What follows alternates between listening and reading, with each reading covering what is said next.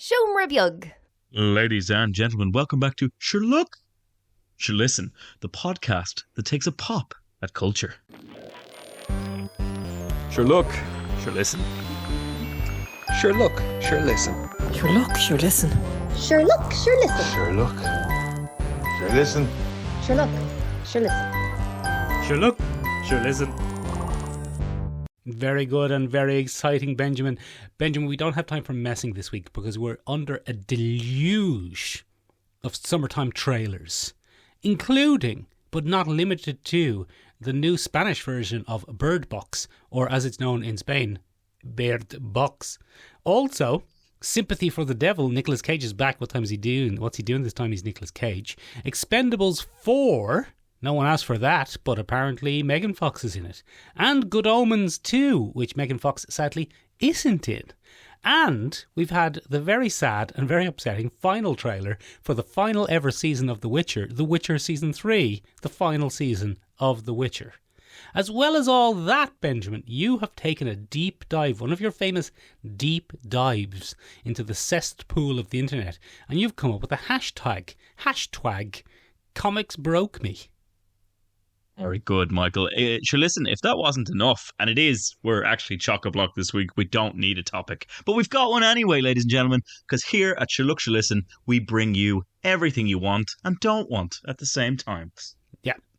That's our secondary tagline. It's just underneath the first one. You just can't see Everything you want, comic book news. Everything you don't want, syphilis. Syphilis. Oh, dear. Ladies and gentlemen, we're also going to be taking a look at Flashpoint Retrospective. This week is the release of The Flash, and for better or worse, probably worse due to all the controversy surrounding it, we decided we'd take a look at one of the comics that's inspired the plotline in the extreme. We'll be taking a look at DC's 2011 comic book event, Flashpoint.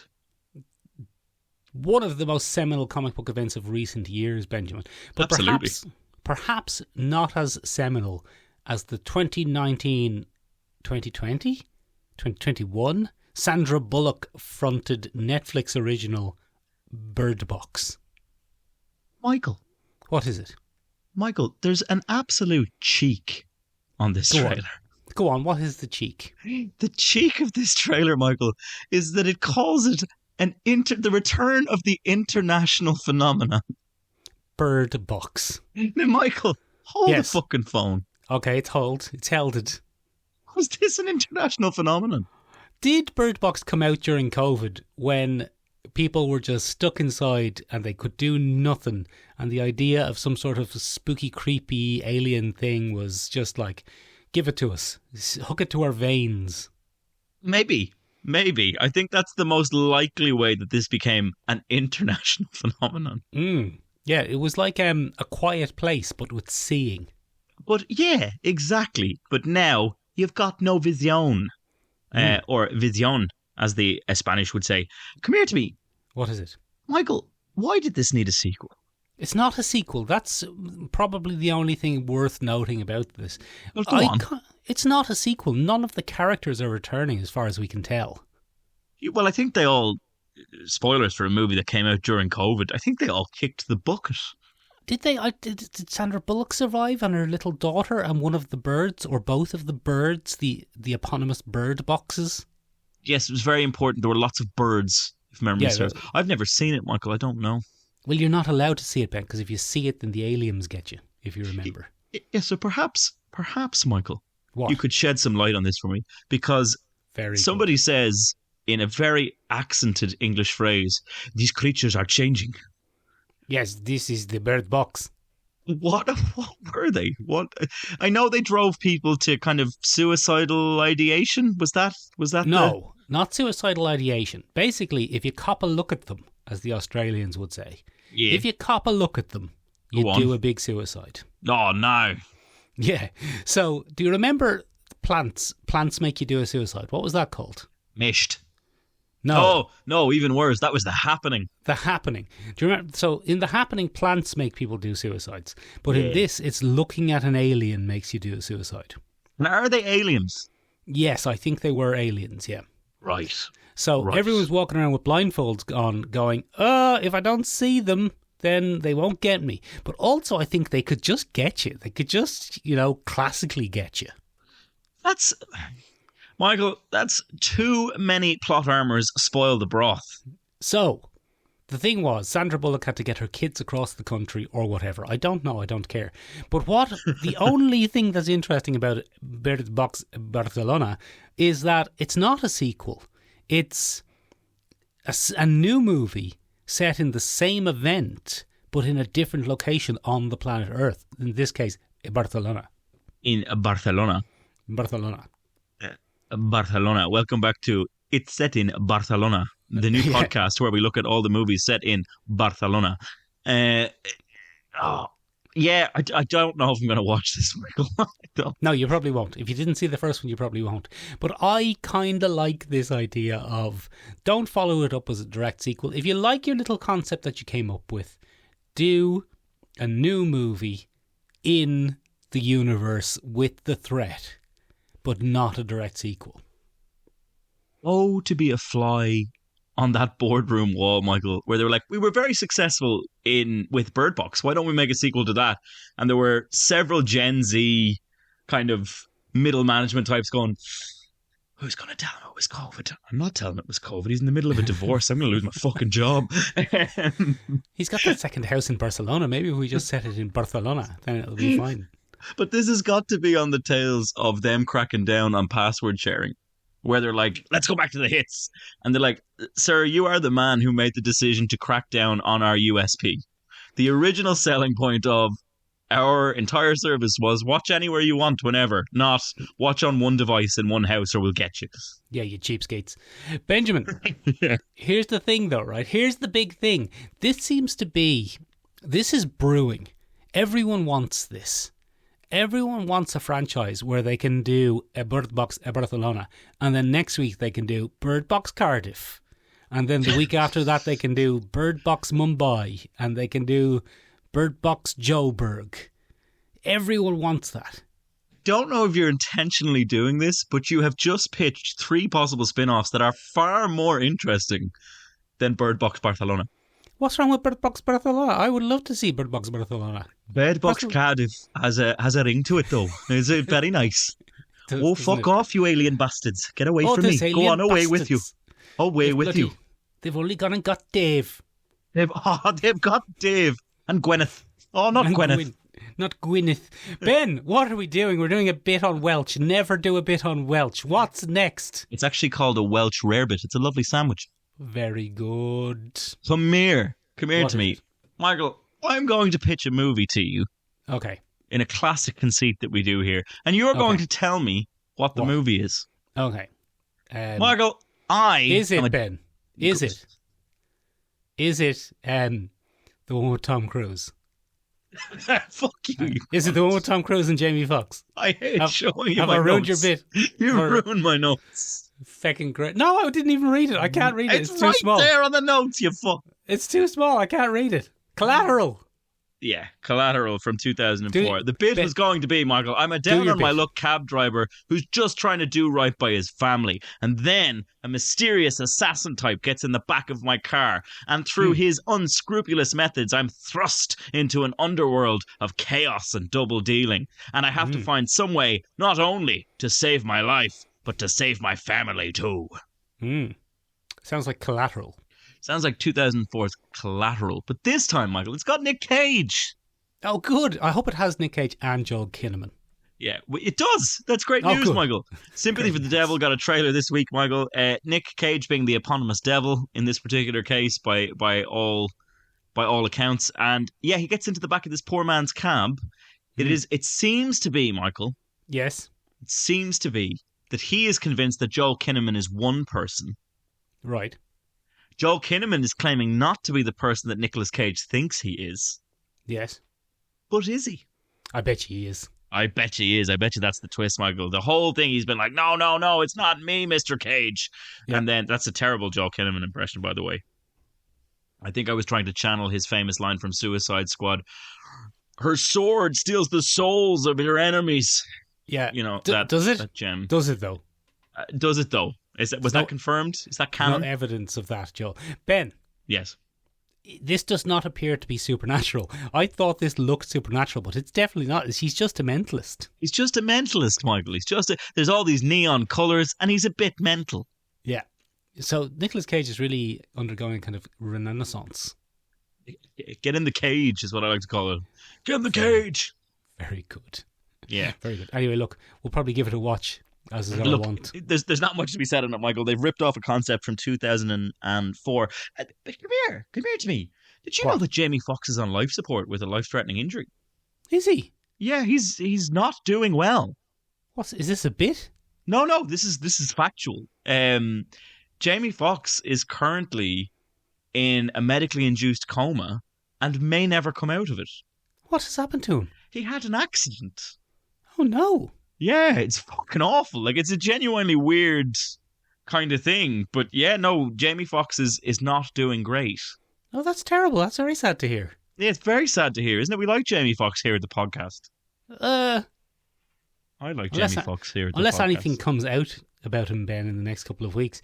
Ben, this is apropos of nothing, but I've just got a text. Go on. You know, if there's nothing we love more than rumour mongering here on the podcast. But apparently, have you muted yourself? No, you haven't muted yourself. I'm mouthing there's no text to Michael because it's a conceit. No, it's not. I have just got a text, Ben. I have just got a text. I'm your only mate. What do you mean? There's sexual abuse allegations against Namor. Oh, yeah. Tinoch. Yeah, Huerta. What's his name? Yeah, so Kevin Feige was just settling back into life post Jonathan Majors going, oh, fuck, all right. Well, I suppose, in the space of a nearly 20-year franchise, a few hiccups are to be expected. A few muck-ups here and there. And to be fair, we've done very, very well. And then, Michael, there was a knock at his door. Would you like to know who it was? Who was it? Hubris. Oh, was it Hubris? Oh, that old bitch. Hubris came to his door and he said, Kevin, you look very relaxed. Yes. And Kevin started to sweat a little bit and he went, who is it? Go on, tell me. Tell me, you fucking bitch. Who's done something? Who's done something this time? You know that excellent bit of diversity casting that's a bit of a ride and an all-round hit from the frankly mediocre Black Panther 2. And he went, not Tinoch Muerta. And he goes, yeah. Turns out, bit of a bad egg. Oh, no. Well, it's only allegations, Ben, and we won't dig any further into it. We won't dig any further, but allegedly. Allegedly. Speaking of, though, digging no further into something, why are they making Expendables 4? Michael, Hold on a second, Ben. Hold on a second there. I've got 2012 on the line here. They're sending in a telegram. Hello, it's 2012 here. We really would like to see a sequel to the rather disappointing Expendables 3, but with none of the big stars. Michael, I didn't know there was an Expendables 2 or 3. Did you not?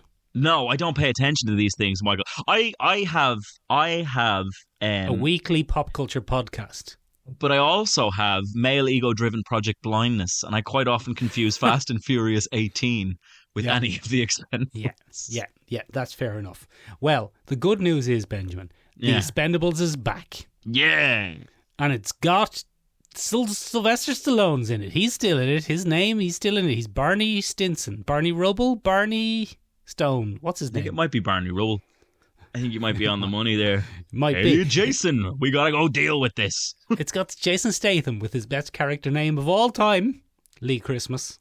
Lee Christmas is an excellent action movie name, I won't lie. Fabulous name. Top class. And it's got a kind of grab bag of other past their prime or never going to make it action stars. Michael, the tagline for this is old blood meets new. And that's a great way to cover up the fact that all your famous rich action star friends were like, do you know what? 4 is a stretch. I'm out. Yeah. Arnold's not coming back. Bruce Willis isn't coming back. Dolph Lundgren will come back. He'll probably be there. He is. Terry He's Crews? in it. Will we see Mr. Crews? I don't know, but Jason Statham is in it. Yeah. Randy Couture, whose career has otherwise gone nowhere, is in it. Oh, yeah. And it has every balding 40-year-old martial arts man's ultimate dream sexy lady to have a sexy fight with, Megan Fox. I was going to do a very mean bit if you had said every single martial artsy bald man in his 40s is like, did you not pick up your phone? Or I was going to be very mean. Oh, that would have been very mean. Yeah, it would have been very mean. Although, Benjamin, I don't think, for all of our mockery, I don't think I could take a comparison to Jason Statham as an insult. I don't think you could. In fairness, if you were getting Jason Statham comparisons, Michael, you'd be doing all right. He is one of the world's most handsome bald martial arts men who's too old to be doing it. I think he might be the most handsome. I think he might be. He's kind of our lord. Yeah. So he's apparently writing the ever-loving Christ out of Megan Fox in this because the trailer is 90% the two of them about to... That's what I was going to say. It's very rare that you see, in this day and age, a trailer which is just, do you guys want to see Megan Fox doing a sexy fight? Is that what? Would you be interested in that? Because we've got it, and some other shit, some other padding. But we've got Megan Fox and Jason Statham fighting, but in a sexy way, and then getting it on. Fight flirting. I don't know what you call it. Is your favourite film Daredevil, 2003's Daredevil, but you thought that the sexy playground fight didn't go far enough? Well, we've got a film for you. Michael, I think we both know the sexy playground fight in Daredevil went too far. No, it didn't. Not according to the producers of the Expendables 4. This time Megan Fox is in it. So, yeah, Michael, the rest of it is shrouded in mystery. It's basically, I've got a thing I have to deal with. And Lee Christmas goes, oh, fuck. Oh, fuck, we'll deal with it. But first I'm going to fucking fight with fucking Megan Fox. One of the unfortunate things about Jason Statham lately is that Ted Lasso has stolen his thunder with Roy Kent. And if you watch Ted Lasso, Roy Kent is basically Jason Statham before Roy Kent. So it used to just be, oh, fuck.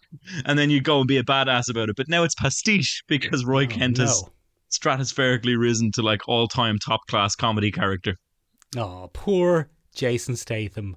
What is he going to do? Whatever will he do?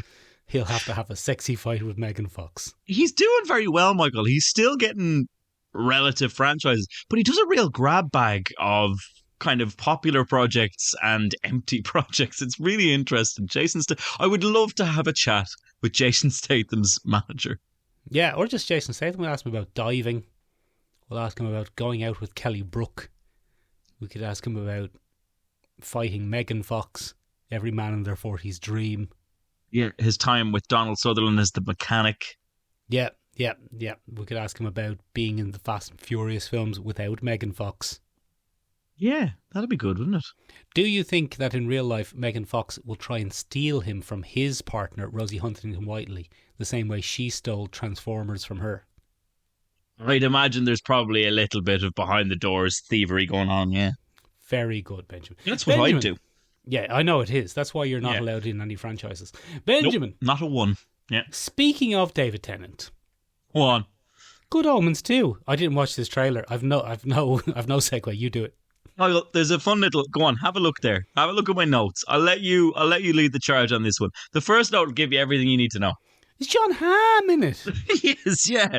I just have, ladies and gentlemen, the ham with an exclamation mark in place, and John Hamm is in it again along with Michael Sheen and David Tennant, and it looks like, Michael, we're getting a classy bit of angel fucking fuckwittery. That's what we're getting. Benjamin, would you say that John Hamm, the charismatic John Hamm, is the only man who's charismatic enough to get in between the Tennant and Sheen sandwich? I don't. In terms of actual screen presence, no. Ben, yes. Ben, would you say that John Hamm is the only man with the charisma to get in the Tennant and Sheen sandwich? A real ham sandwich sort of situation. I'm a fool, Michael. Michael, I'm a fool. Yeah, you thought I was asking for your opinion, but I was just doing a joke. I took a serious stab at what you were saying. What a fool. What an absolute fool. Oh, I should know better than try to be serious on this podcast, of all things. Go on, sorry, tell us about his acting. What a fool, Michael. Oh, I may never recover. Hurt, yeah, I may never recover. Ladies and gentlemen, we're getting a sequel to Good Omens. Now, this is uncharted territory for the franchise, Michael, because this is based on a book by Terry Pratchett and Neil Gaiman. Yes, I've heard of it. Way back in the day, Michael. And season 1 was a roaring success. People loved it. To the point now, Personally, I think that David Tennant and Michael Sheen's shoulders must be awful sore Okay. because they lifted that franchise about a quarter of a mile over the finish line. They did very well. It's really about them, and I think it's no surprise that the second season is going to be fully zoned in on them as the plot point. So what happens, or what seems to happen from the trailer, Michael, is that the Archangel Gabriel, played by one ham sandwich, Yes. goes missing. Oh, where is he?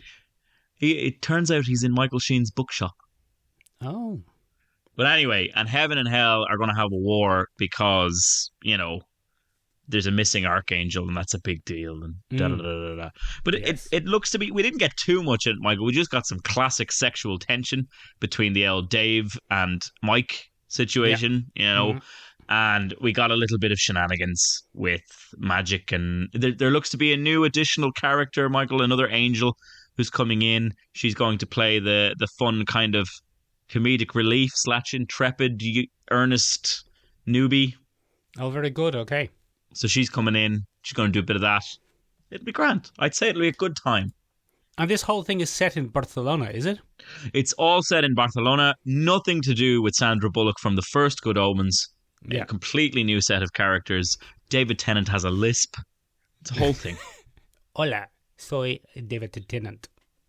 David Tennante. So look, it's going to be all about the chemistry of Tennant and Sheen. There's no doubt about it. That's what sold us on it in the first place. Hopefully we'll get more flashbacks to them kind of working together throughout history. That seemed to be everybody's favourite part anyway. I don't really know it, Ben. Is there a second book? No.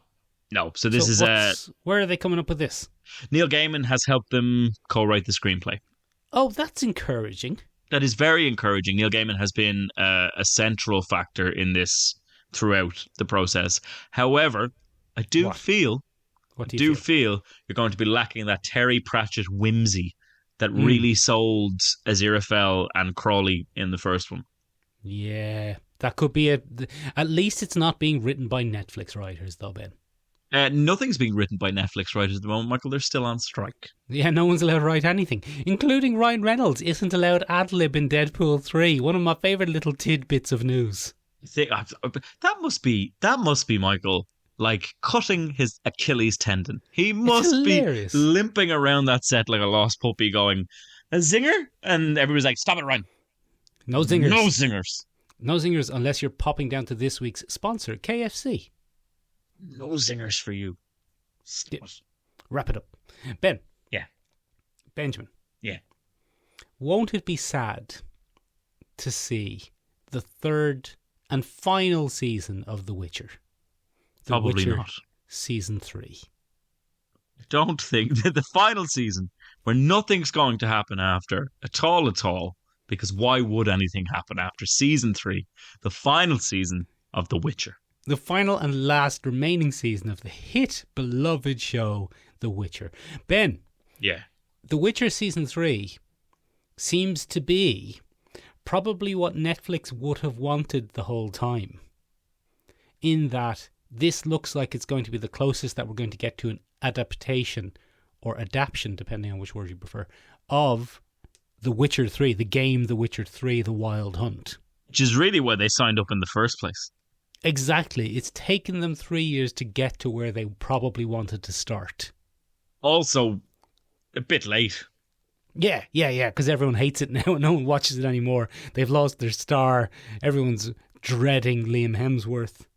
Everyone's dreading Liam. Like, my sphincter genuinely tightens a little bit when you say Liam Hemsworth as The Witcher. Yeah, it's bizarre. It's absolutely bonkers.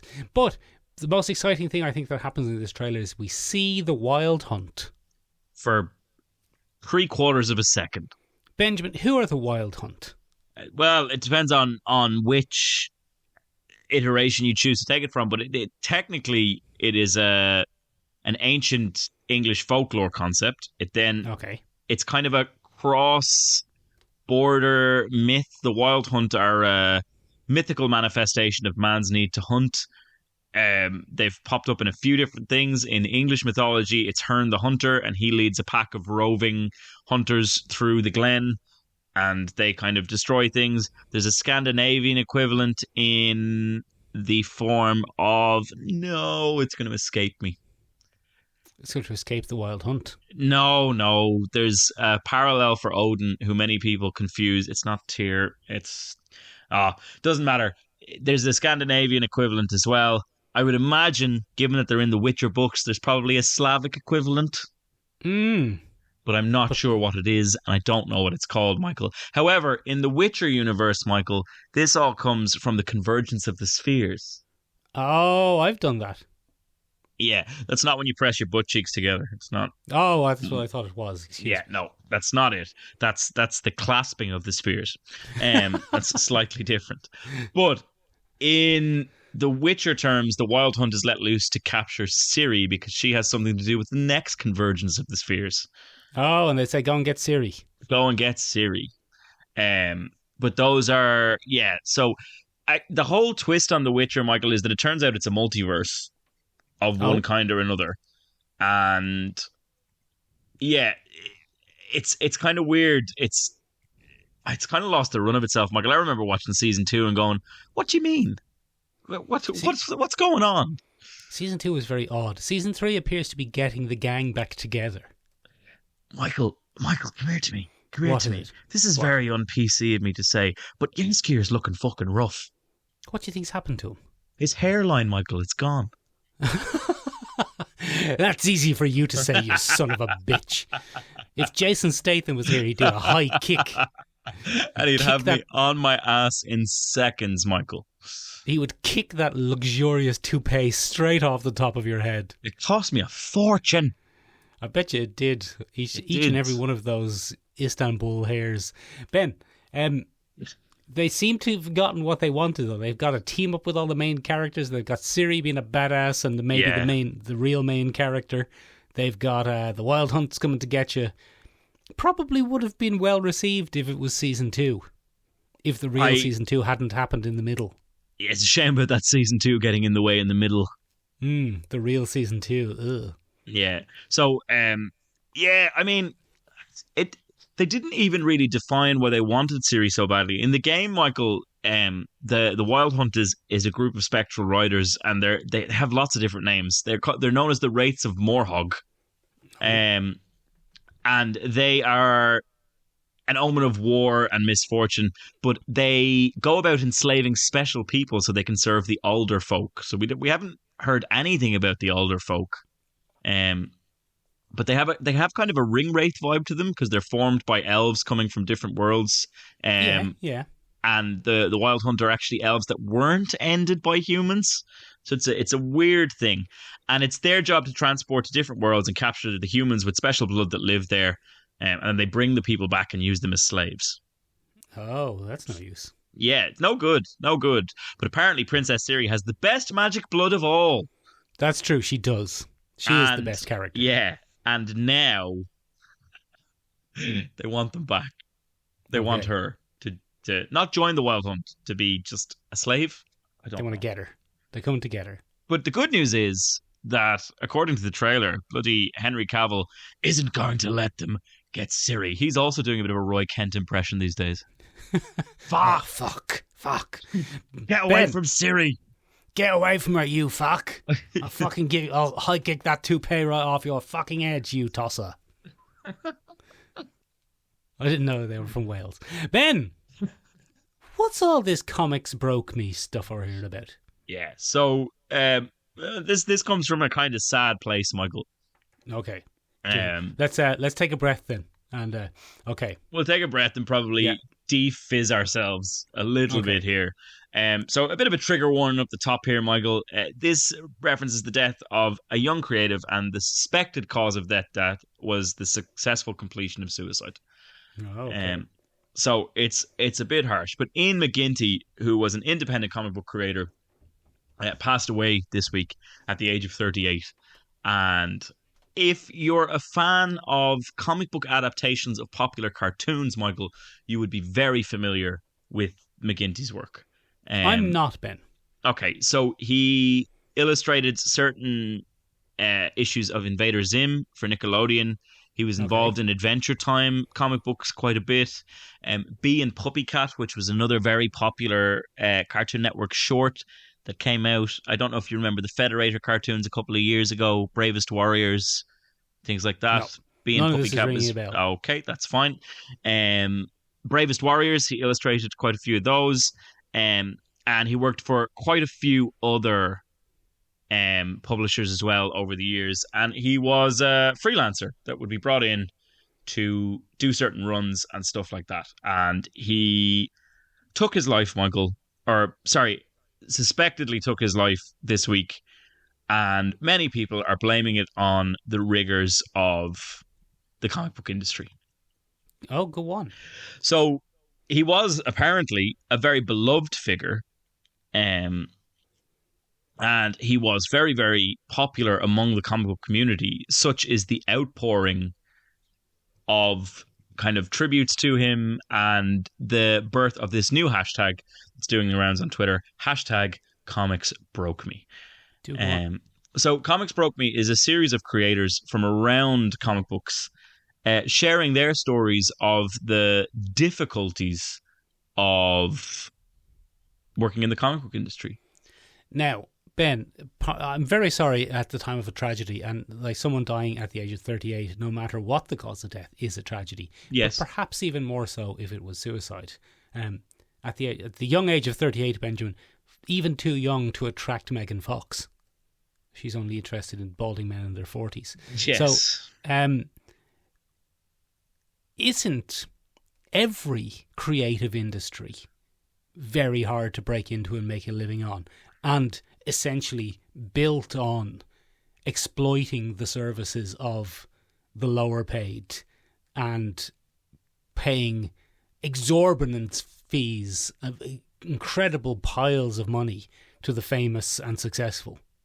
Yeah, I think there's no doubt that is the case. That all creative industries are built on exploitation. I think, especially exploitations of the creative mind. A lot of creatives attach themselves to the idea that they've come up with, and they're very in love with it. It's a passion project, and they will jump at the chance to get it published, or just to get their foot in, or just to get their foot in the door. Come on over here and work a crippling work week for 20 years to get your foot in the door. Oh, you're 45 now and you're still an unknown. Oh, you mustn't have got your foot in the door enough. Yeah, so there's a lot of that going on, Michael, and I think no doubt that it's difficult in any industry, but certainly what we've been finding out from these tweets, Michael, is that things are possibly a little bit worse than we would have thought.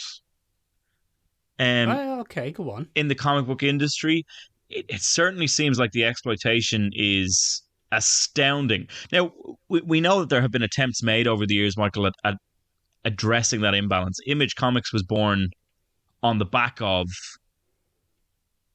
comic book exploitation. It was 100% a response to the predatory practices of Marvel and DC at that time. Yeah, big comics, as we call them. Big comics, yeah, the big two at the time, Michael.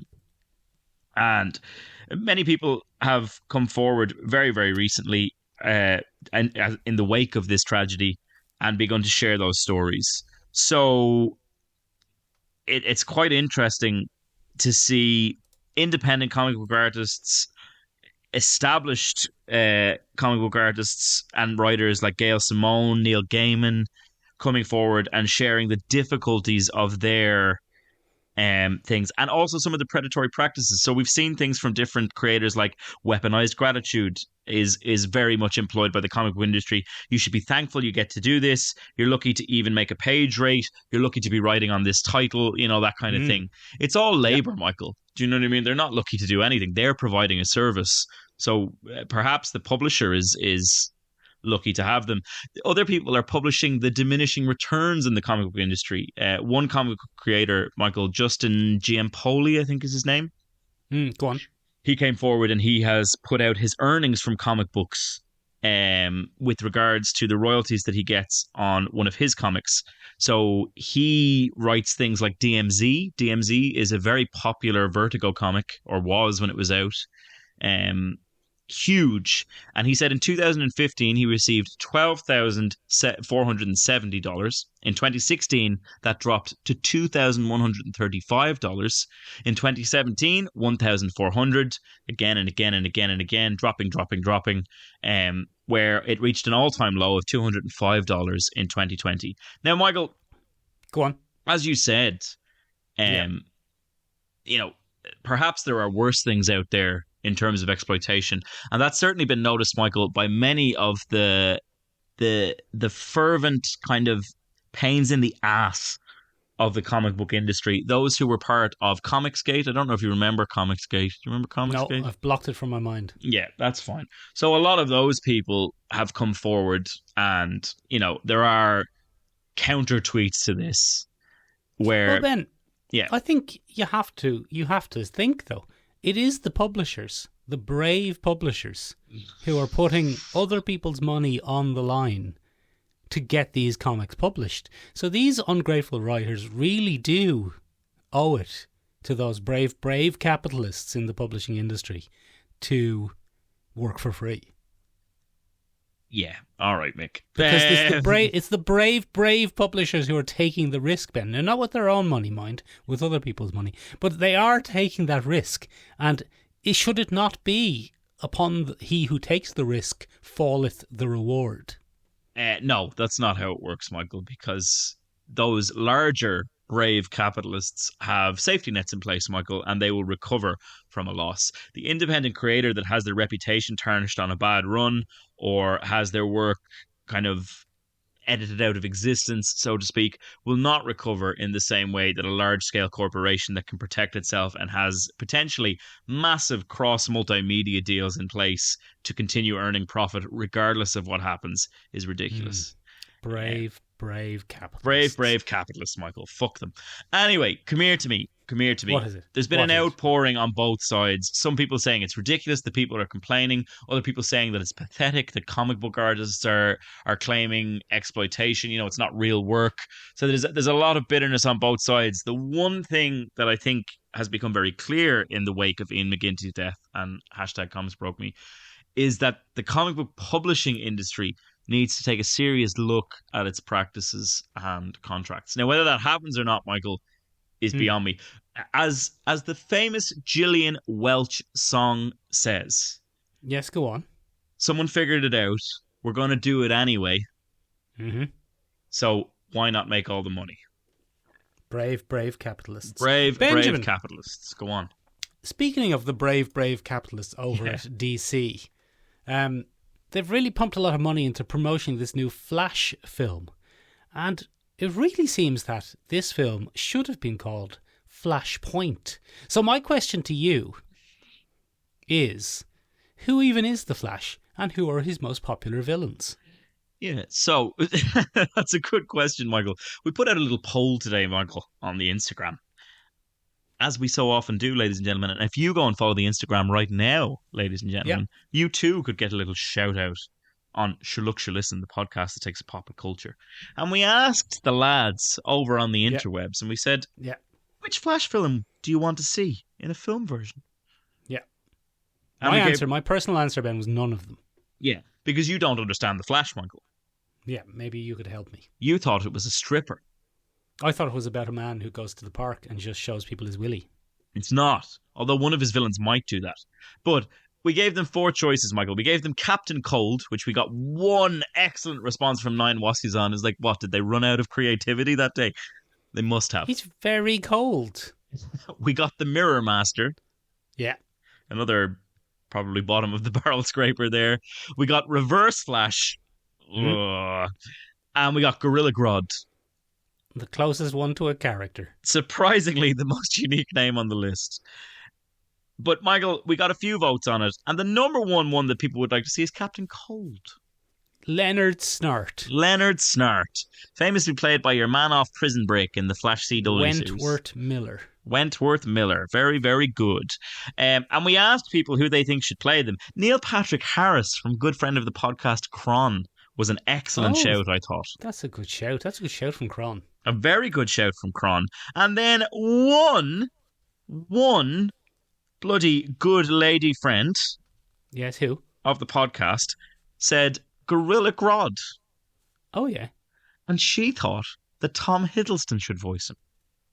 Tom Hiddleston? And I think that's a great shout. That's from your good lady friend, Mick. Is it? It is. Which one? It is. Oh, you're fucked for that. Very good. I didn't know he was going to say that, good lady friend of Mick. I didn't know. I want no part in this. I'll edit that out later. Benjamin. Yeah. What's Flashpoint? Come on. What is Flashpoint is it? What even is it? Oh, Jesus. I'm wearing headphones, Michael. Calm yourself. What is it? Christ. Flashpoint is a 2011 comic book crossover story published by DC Comics. So it's about the Flash, as you might have guessed, Michael. Yeah. It was written by, love him or hate him, Jeff Johns, and it was penciled by Andy Kubert. Oh, from the famous Kubert School. From the famous Kubert School, son of, I can't remember, I think it might be Adam Kubert, but I'm not sure. Adam. Quite I think famous. It's Kubert. Kubert is the little guy who's on the pyramid, and he goes boop, boop, boop, boop, boop. Yeah. Boop, boop, boop. Do you want to do the last bit, or are you going to give my OCD an aneurysm? Thank you very much. There's some older listeners, Ben, who's just gotten a real sense memory there. And Oh, yeah? gone, I'm gonna go off and play Kubert. You go off and play Kubert. Yes, go on. the Anyway, so the SNES? Flash wakes up. Yeah. Well, don't read ahead of my notes, you fuck. I've read it. So one day, Michael, the Flash wakes up and it's Barry Allen, classic Flash. Yeah. Flash. Oh, I was having a little rest. And he goes, "Oh God, what a good snooze that was." And then all of a sudden, his mother rings him. But hang on a second, Michael. I thought the Reverse Flash killed his mother. I know. So did I. So did he. Oh. So did he. He's trying to figure all this out. He's just like, "What the fuck's going on?" So it turns out, Michael, yes, that Barry's memory begins to realign itself to an altered timeline. everybody loves it. Do you mean a different multiverse? An altered timeline. Ah, that's what we call different multiverses in 2011. Yeah, because we haven't jumped on the multiverse bandwagon just yet. Okay, But Michael, he's good. delighted. As you would be when you find out your mother wasn't murdered by your own supervillain. Yeah. Great news all round for the Speedster. Unfortunately, he then flicks on the news and he goes, "Oh, there's a World War II documentary on." And his father goes, "Ha, ha, ha, no, Europe's in tatters." And it turns out, Michael, the bloody... Ben, now, we're just going to get comments. His father doesn't say that because his father's dead. His father is dead, yeah. Yes, so I've actually read it. His father's dead. His father died of a heart attack. Natural causes, but he didn't spend his life in prison, so Barry's like, "Ah, yeah, that's grand, that'll do." That's a win. He kicked the That's a bucket, win. but not behind bars, and that's all that matters. So his It's mother overall a goes, win. "You're so silly. Barrett. Europe's in tatters." And what happens then, Michael, is we find out that Aquaman and Wonder Woman been tearing it up Two pricks, like Jason Statham and Megan Fox. because they're monarchists, Michael, and all monarchists are bastards. AMAP.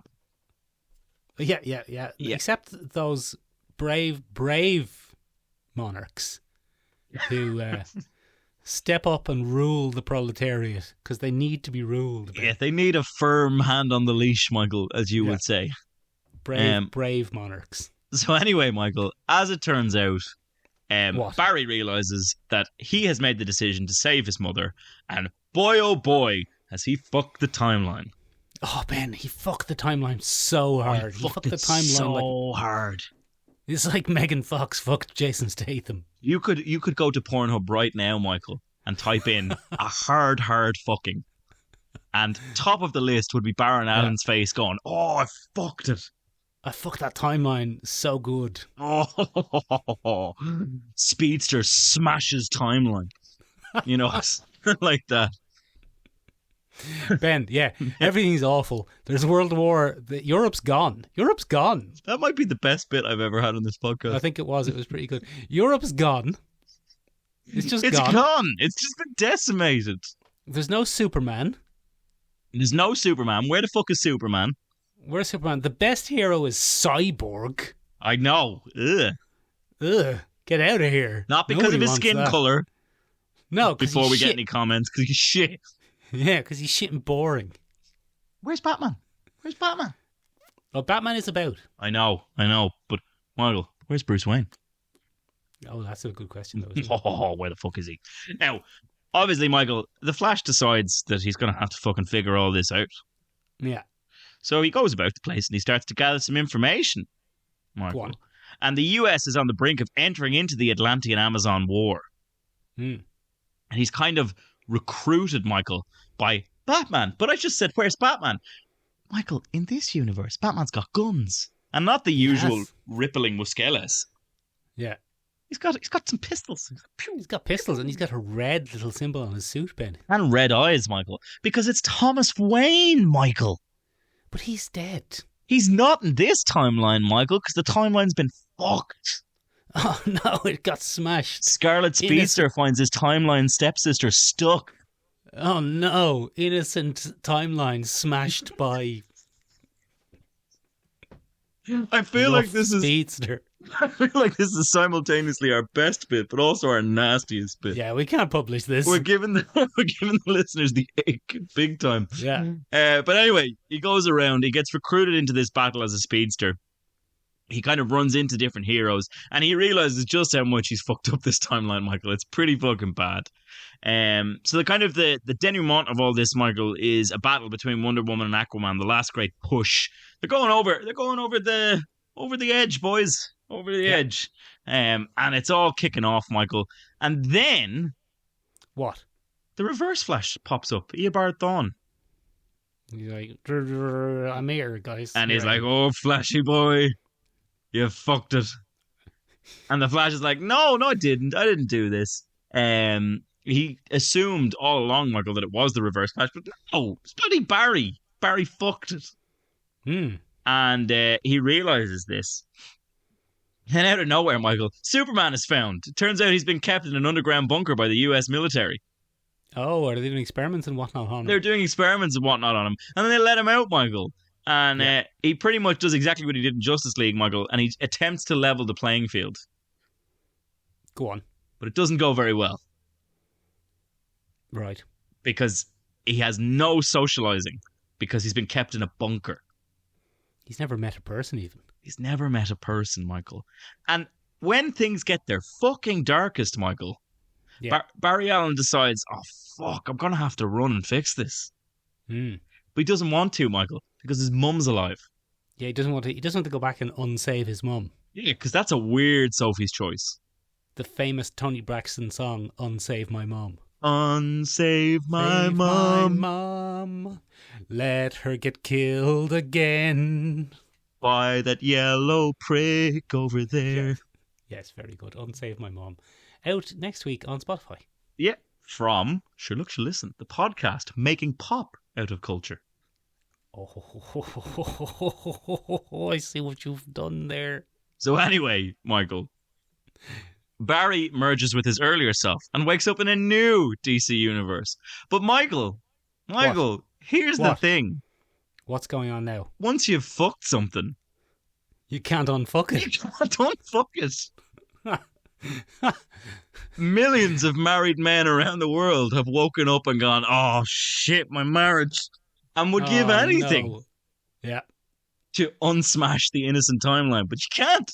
You can't unsmash it. And Michael, he wakes up in a brand new DC universe. And this was the kickoff, Michael, for the new 52. Oh, 52 comics every week. 52 comics every week. I think it was for a while. I don't think that's actually...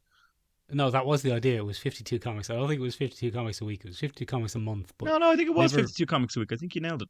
That's too many comics. But it's a very exploitative industry, Michael. Hashtag comics broke me. Hashtag comics broke me. Brave capitalists. So, yeah. Yes, there's some other mad shit going on. The Thomas Wayne thing, we've brushed over it, but it is fascinating that in this timeline, through whatever series of events caused Barry's mother to not be killed, also caused Bruce Wayne to get killed instead of Thomas. Yeah, not ideal. So Thomas Wayne, aka Jeffrey Dean Morgan, he goes mad and says, I'm Batman now. But his mother also goes mad, and she becomes the Lady Joker, or as you call her, the Jokestress. That's not what I call her, but okay. That's exactly what you call her. Okay, for the purposes of today, I'm on board. And that's like, there's like, what is it, 10 issues of that? Yeah, like, there's a lot of that. There's an absolute shitload of issues in this. This is a big crossover. It was There's huge, like Mike. 70 comics or something like that. It was huge. Yeah, massive. And then when he re-merged the timelines at the end, it was also DC's excuse to re-merge in all of their various imprints. Yeah. So this is how the Wildstorm universe, with the Authority and Planetary and all the Warren Ellis characters, Wildstorm and Wildcats, that's how they got reabsorbed back into DC, or absorbed into DC. It's how Vertigo got absorbed back into DC. Just used to clean house, didn't they? They used it to clean house by having Barry save his mum. Yeah. Yeah. Oh, look, you've got the number here. 61 issues. 61 issue run, Michael, crossing over with Booster Gold. 16 separate 3-issue miniseries. And a number of one-shots beginning in June 11. The series ended with Flash number 12. Mad shit altogether. Mad shit, Michael. A very ambitious undertaking, which was hit and miss at the time, Michael, but seems to have been kind of recontextualized as a classic. Very much. I don't know if people see it as a classic, but funnily enough, despite the age of the Flash character, who must be 70 this year, is it? Flash think even, yeah, I'll have a look. Is Flash from the 40s? I'll have a look. Might be turning 80, the Jay Garrick version at least. But despite the fact that it was a bit of a big event, and big comic events tend to not be great, and you know, it had some cool ideas like Batman with guns and Martha Wayne Joker and Wonder Woman and Aquaman fighting. But despite the age of the Flash character, this has become the defining story of the Flash. The Flash didn't have a defining story until 12 years ago, when the Flash's defining story became going back and stopping his mum from getting killed, and that ruining everything. Yeah, exactly. He's only 67 years old, Michael. Flash. Is he? This Flash, Barry Allen. That would be this Flash. That would be Barry Allen. 1956. Jay Garrick is the 40s, possibly the 30s. Yeah. So Anyway, look, it's kind of neither here nor there. Yeah. But this is the thing, Ben. What's the defining Spider-Man story? Bloody Craven's Last Stand. No, it isn't, Benjamin. The defining Spider-Man story is Uncle Ben gets killed, and then with great power comes great responsibility. Bloody Clones. No, it's not, Ben. It's Uncle Ben. It's Uncle Ben gets killed, and then great power comes great responsibility. Oh no, Gwen Stacy! I thought I saved her. Yeah, but he has loads. You see, this is a good point. Superman is crash landing on Earth, and then the death of Superman probably are the two defining Superman. But Batman, it's just Batman. It's Batman's parents being killed and him becoming Batman. Oh no, Bane broke my back. Brain broke my back, the son of a bitch. Son of a bitch. I better get better and then give him a high kick. Kick the toupee right off his head. Ben, but the Flash didn't have a defining story until Flashpoint. Yeah. Oh, my mum is dead, but we never saw it. Yeah, it doesn't matter. My mum is dead. I think I killed her, or an evil speedster travelled back in time to kill her. But that doesn't matter, because that only really becomes interesting when I go back to stop it. Yeah. So, despite this being only a 13-year-old comic, it's had a huge impact on the Flash character and all of DC pop culture. Fucking massive, Michael. Fucking massive. Fucking mahoosive, Ben. Mahoosive. So the big one here, Michael, is that it was the driving force behind the DC animated universe. I don't know if that is the big one, Ben. The big one is that it's going to be, looks to be the plot of the upcoming The Flash. Yeah, fuck, mate. I haven't seen that one, so I can't talk about it. We haven't seen it. We're going to go see it this week. Shitbag. Jesus Christ. How the fuck am I supposed to do a podcast when you're over there? Oh, I have to have seen it to fucking talk about it in the pod. Fuck you. It's a lot of swearing this week, Ben. Shut up. Reel it in. Get out of my fucking face. Reel it in, Ben. Fuck you. Low-paid creative. Fine chance if I'd be paid at all. Yeah. You're lucky to get the chance to do this. You just lick my boots and just be happy that you're getting the opportunity. Anybody hears any tapping that sounds like the furious finger taps of a person on Twitter, it's just me. And me, the brave capitalist, investing my capital, other people's capital, into... Ben, look, let's not fight. Come here. Flashpoint was the driving force behind the DC animated universe. Flashpoint became the driving force behind CW's Flash. Yes, it was the entire plot of season 3. I would say, but even beyond that, Michael, timeline shenanigans became a core part of the Flash. Yep. This is, like, it's hard to really overemphasize how integral to the Flash this is. Because before all of this, sure, he could do time travel jazz, but that wasn't his thing. Really like I really like imagining that you just said that line in a Matt Berry voice. This is time travel jazz. Time travel jazz. Anyway, bells. He could do time travel stuff, but after Flashpoint, it became the point of the Flash. Like if you go back to the 90s animated series, the Flash wasn't traveling back in time left, right, and centre, causing paradoxes. But now try and stop him, Ben. Yeah. Just try. Yeah. You can't. He's going to travel back in time before he'll even look at you. It's really funny as well because in the animated universe, we had always thought that the animated universe was unconnected, that we were just seeing various events from across the DC kind of canon of events. But it became somewhere around 2019, I think. We started seeing big tie-ins between... There was a Flashpoint animated film where we saw Eobard Thawne get shot through the back of the head by Thomas Wayne. Mm-hmm. And then we saw Suicide Squad Hell to Pay. And it turns out that the major antagonist in that is Eobard Thawne trying to stop himself from dying. So he's frozen himself in a kind of stasis to avoid dying from a big hole in the head. Yeah. And Speedster can do that. Yeah, one of the main ways to die. Also, in the Flashpoint Paradox, the Flashpoint Paradox kind of set up that universe, which was then wrapped up in the recent Apocalypse War. Absolutely correct. Yeah, so it turns out in the end that Flash gets another dose of conscience. He's like, I have to reset the whole thing. I have to go back. I have to run back. And he outruns a nuclear blast. Is it a nuclear blast or is the world blowing up? I think it's the world, actually. I think you're right. I think the universe is done. They fight Apocalypse. Apocalypse absolutely shit mixes them and kills half the heroes and... Wrecks them. Get fucking wrecked. They get absolutely wrecked, complete scrubs. And cyborgs end up in a wall and they have to release Trigon to fight Apocalypse. And that doesn't go very well for Trigon at all. I thought that would go better for Trigon, but it didn't. No, it does. Doesn't it? They kind of fight to a standstill. Oh, they do. They get a little standstill. It's a draw. They do. It's a draw, You're right. You're right. And then they go back to Earth, and then all the parademons, and there's a gross scene where the parademons come and kill all the Teen Titans. Yeah, that's weird, isn't it? It's horrible. There's big hints at SA as well in it. Like there's weird... The Apocalypse War movie for a DC fan, it's a very harrowing experience. It's some of the most twisted punishments for heroes that I've ever seen. Oh, they all come weird cyborgies as well. The ones who live become weird cyborgy men. And it doesn't have a good end, necessarily. Like, there's no happy ending. There's just, I fucked it. This is awful. And then they go, here, the Flash, can you go back and just undo it? And he's like, but it might be worse. And they're all like, couldn't be worse than this.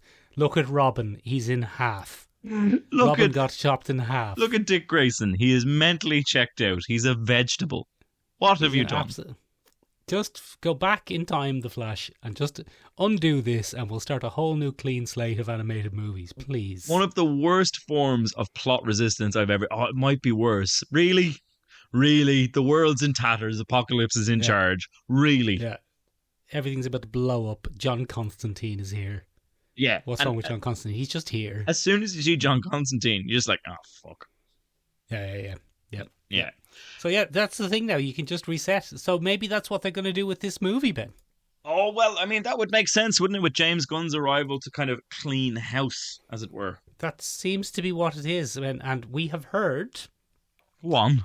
We have heard an amazing amount of rumours about crossovers and cameos. The level of which would make Spider-Man not into the Spider-Verse, Spider-Man No Way Home blush.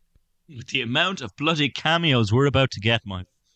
Apparently it's absolute chaos of cameos, Ben, to the point where the ending has been blurred out in preview screenings so as not to spoil the cameos. Oh, I see.